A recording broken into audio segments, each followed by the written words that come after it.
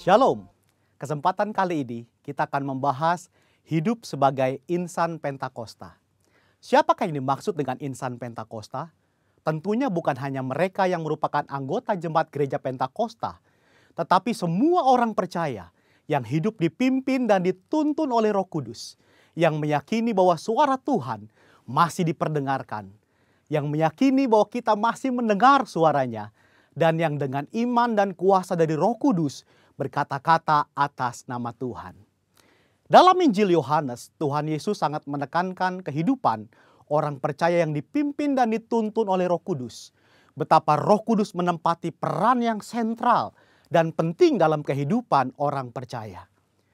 Kehidupan orang percaya sudah seharusnya adalah kehidupan yang dipimpin oleh Roh Kudus, bukan sekedar hikmat, kepintaran, kehebatan, dan kebijaksanaan kita sendiri. Kehidupan yang dipimpin oleh Roh Kudus dimulai ketika pencurahan Roh Kudus pada hari Pentakosta sebagaimana dicatat dalam Kisah Para Rasul.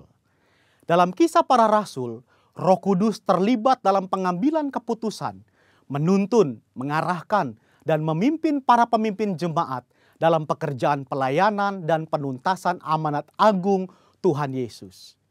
Kisah Para Rasul belum berhenti dan terus berlanjut sampai dengan era kita sekarang ini.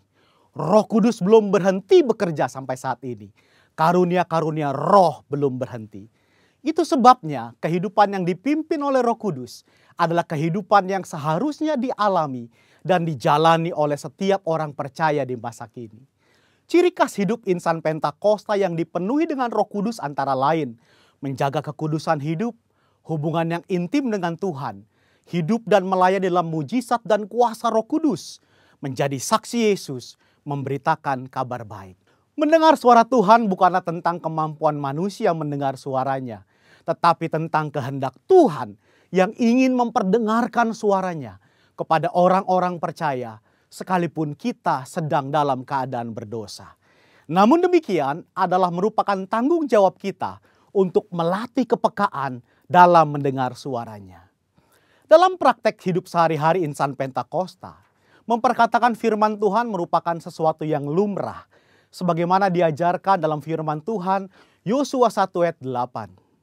Misalnya dalam keadaan sakit, mereka memperkatakan dengan penuh iman 1 Petrus 2 ayat 24, oleh bilur-bilurnya kamu telah sembuh.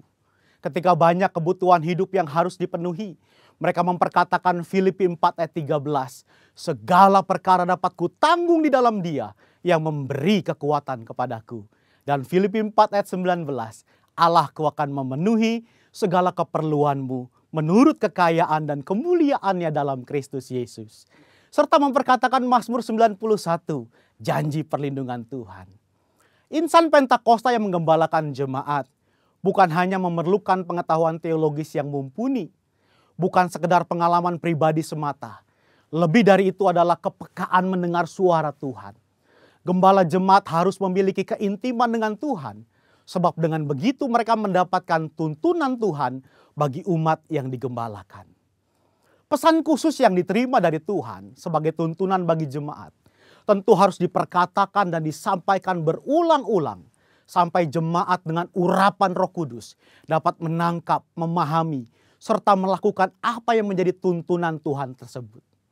Robert Menzies dalam bukunya menyatakan, sama seperti Tuhan Yesus diurapi untuk memenuhi tugas kenabiannya, demikian juga murid-murid yang dibaptis Roh Kudus telah diurapi sebagai nabi-nabi akhir zaman untuk menyatakan firman Allah.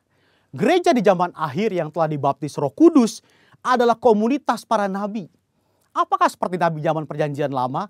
Tentu tidak.